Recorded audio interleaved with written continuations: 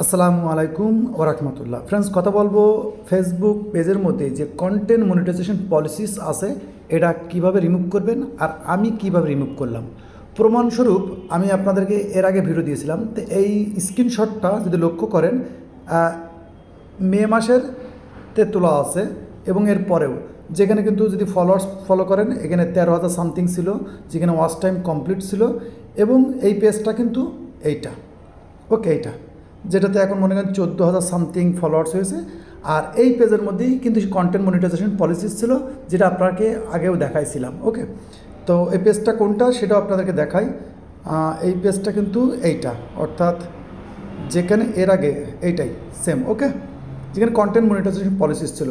তো এই বিষয়ে আমি অনেকেই ভিডিও দিয়েছিলাম যে কী কী কাজ করতে হবে। এখানে যদি ডেটটা খেয়াল করেন, দেখেন এই স্ক্রিনশটটা কিন্তু নিয়ে আসলো এপ্রিলের 15, ওকে, এই সেই পেজটা।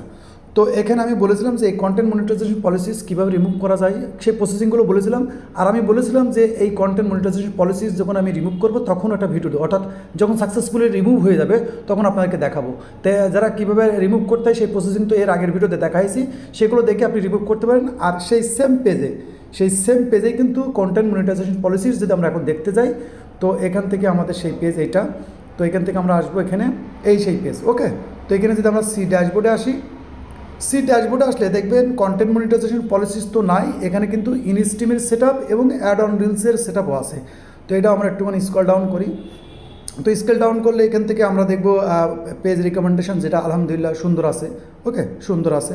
এখন এখান থেকে আমরা দেখব মনিটাইজেশন টুলস, অর্থাৎ কন্টেন্ট মনিটাইজেশন পলিসিস কিন্তু হারিয়ে গেছে, চলে গেছে। তো এখানে যদি আমরা ক্লিক করি তো আলহামদুলিল্লাহ আমরা এখানে দেখতে পারবো এখানে পেজের ওপরে স্টার আছে, অ্যাড অন রিলস আছে এবং সেই পেজের মধ্যে কিন্তু আলহামদুলিল্লাহ এখান থেকে ইনস্ট্রিম সেট আপটাও দিয়ে দিয়েছে।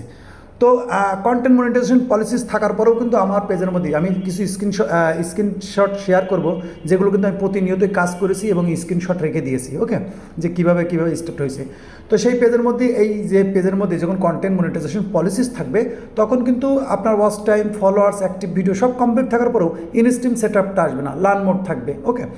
তো আমি এর আগের যে ভিডিওগুলো দিয়েছি, যেগুলো কন্টেন্ট মনিটাইজেশন পলিসিস ডিলিট করতে হয়, কীভাবে এর প্রসেসিং কী, এর আগের ভিডিওতে কিন্তু আমি অনেকগুলো দেখিয়েছি।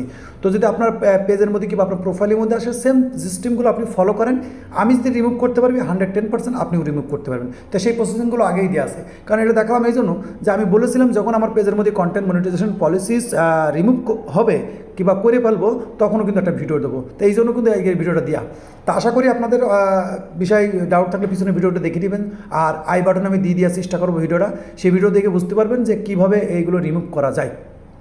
তো এই ভিডিও যদি ভালো লাগে অবশ্যই ভিডিওতে লাইক করে দেবেন এবং অবশ্যই আপনার মূল্যবান কমেন্ট করে রাখবেন, কারণ এরকম ইউজফুল হেল্পফুল ভিডিও পাওয়ার জন্য আমাদের চ্যানেল কিন্তু সাবস্ক্রাইব করে রাখতে পারেন। ততক্ষণ ভালো থাকবেন, নিজের খেয়াল রাখবেন। আল্লাহ হাফেজ।